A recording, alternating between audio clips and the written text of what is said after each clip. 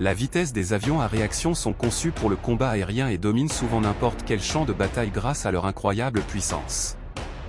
La 5e génération de jets vient tout juste d'entrer en service, mais ils sont déjà plus puissants que leurs prédécesseurs. Ces avions militaires haut de gamme peuvent voler au-dessus de nous avec une vitesse et une précision incroyables, pour une expérience inégalée. Les chasseurs de 5e génération sont furtifs et très maniables, ce qui les rend difficiles à intercepter pour une force aérienne ennemie. Ces caractéristiques permettent aux avions de chasse de 5e génération d'être très efficaces pour abattre d'autres ennemis lors d'un combat aérien ou pour protéger leur propre pays d'une attaque par des forces extérieures. L'appareil joue un rôle vital en temps de guerre, car sans ces technologies avancées, peu importe la qualité de votre pilotage, vous ne passerez jamais à travers ces boucliers. Restez branchés si vous désirez connaître le meilleur avion de chasse le plus sophistiqué et redoutable en 2023. Avant de commencer, n'oubliez pas de vous abonner et d'activer la cloche de notification si la vidéo vous a plu. Numéro 10. Le Mirage 2000. Le dernier du classement, mais loin d'être le moins performant des avions de chasse, on retrouve le Mirage 2000. Un avion de combat fabriqué par la société française Dassault Aviation vers la fin des années 70, qui est une véritable référence sur le plan maintenance et disponibilité avec une vitesse de 2336 km/h. Mis en service en 1984, le Mirage 2000 est principalement utilisé par l'armée de l'air française qui en a reçu 315 exemplaires, tandis que 286 autres ont été exportés vers 8 pays différents. À terme, l'armée française devrait voir l'ensemble de ces Mirages remplacés au profit du Rafale. Numéro 9. Le MiG-31BR. Toujours développé en Russie, le Mikoyan Gourovitch MiG-31 est dérivé du fameux MiG-25 et est destiné à le remplacer en Russie. Il se distingue surtout par son radar pouvant détecter des cibles volantes et tirer à une altitude plus basse. Le Mikoyan Gourovitch MiG-31 est un avion d'interception supersonique développé pour être utilisé par les forces aériennes soviétiques. Le MiG-31 offre également une certaine capacité de contre-attaque, avec 4 missiles longue portée Kh-47M2 et Kitchener. Le premier prototype a volé en 1975 et est entré en service dans l'armée soviétique en 1980. Il est toujours exploité par la Russie et le Kazakhstan. Lorsqu'il a été vu pour la première fois en public, ses grandes dimensions, sa lourdeur et son poids ont été remarqués. Numéro 8. Le MiG-29KUB. Lancé dans le ciel pour la première fois le 6 octobre 1977, le Mikoyan Gourovitch abrogé MiG-29 fait partie de l'armée soviétique à partir de 1983 et jusqu'à aujourd'hui. Il s'agit d'un avion de chasse à réaction bimoteur conçu pour surpasser l'ancien MiG-25 en termes de vitesse et d'altitude. Le MiG-29 a une vitesse de pointe de Mach 2,23 et peut atteindre une altitude de 65 000 pieds. Son armement comprend des missiles air-air, des missiles air-surface et un canon de 30 mm. Il peut transporter jusqu'à 8 missiles à la fois. Bien que le MiG-29 ne soit pas aussi avancé que certains des avions de chasse les plus récents, il reste un adversaire redoutable dans le ciel. Numéro 7. Le Mitsubishi F2. Aussi appelé Viper 0, Mitsubishi est construit dans la même lignée que son prédécesseur, il est conçu pour remplacer le Mitsubishi F1 pour assurer un avenir à l'industrie aéronautique militaire japonaise. Le Japon commença l'étude d'un chasseur Mach 2 au début des années 1980. Sa dénomination initiale était FSX, et il fut rebaptisé F2 en décembre 1995. Il est construit à 60% par Mitsubishi et à 40% par Lockheed. Il se démarque surtout par sa rapidité et sa maniabilité. L'avion est équipé d'une variété d'armes qui le rendent capable d'effectuer une variété de missions. Il est utilisé surtout par les forces aériennes d'autodéfense japonaises dont 94 exemplaires commandés. Le F2 a été utilisé dans un certain nombre de conflits, dont la guerre d'Irak, et s'est avéré être un avion de combat polyvalent et efficace. Numéro 6. Le General Dynamics F-16 Fighting Falcon.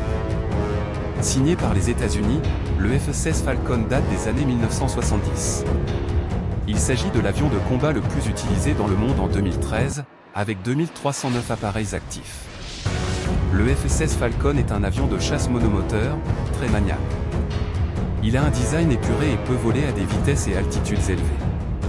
Le F-16 est utilisé par les forces aériennes de 26 pays, et il a été construit sous licence en Turquie, en Corée du Sud et en Grèce.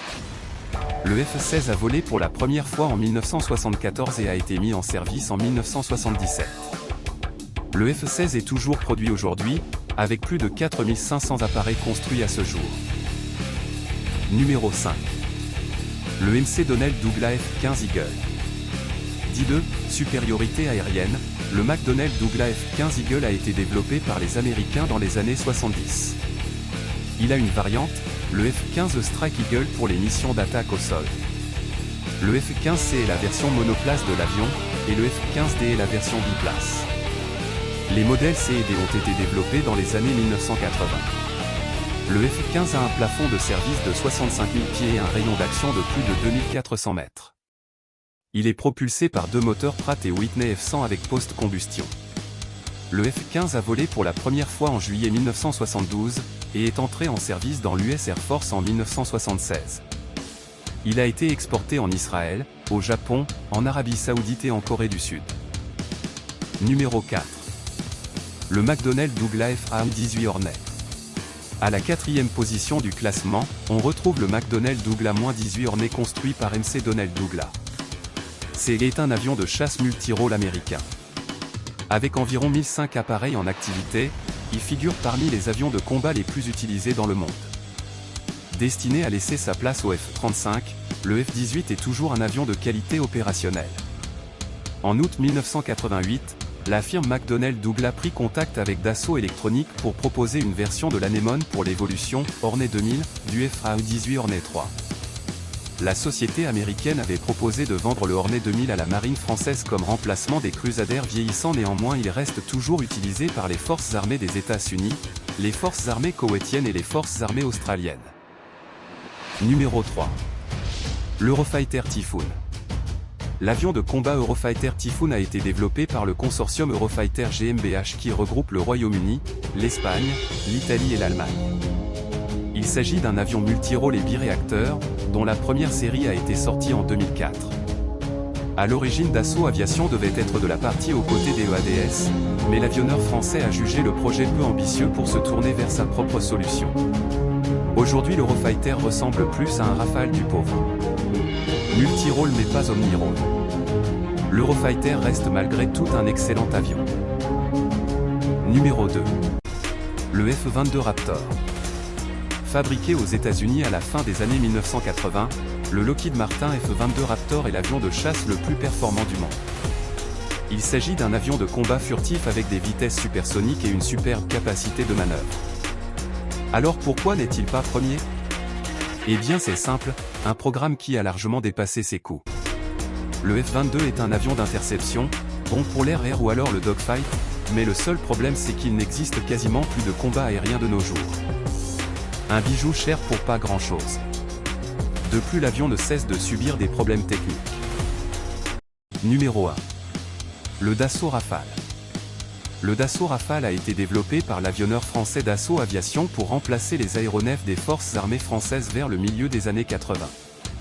Le programme fait aussi un pied de nez au projet Eurofeta que Dassault jugea peu pertinent pour la défense française. Le Rafale est un avion omnirôle qui peut faire plusieurs missions air-air, air-sol sur un seul vol.